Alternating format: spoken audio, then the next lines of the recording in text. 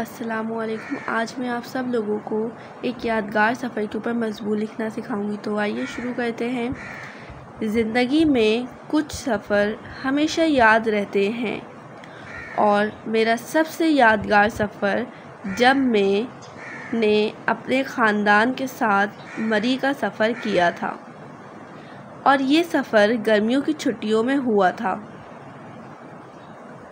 हम सुबह सवेरे घर से निकले और रास्ते में खूबसूरत नज़ारे देखे। पहाड़ों की खूबसूरती ने दिल खुश कर दिया। मरी पहुंचने के बाद हमने माल रोड की सैर की। शाम के वक्त पहाड़ों में धुंध का मंजर बहुत खूबसूरत था। अगले दिन हम अयूबिया पार्क गए और केबल कार का लुत्फ़ उठाया।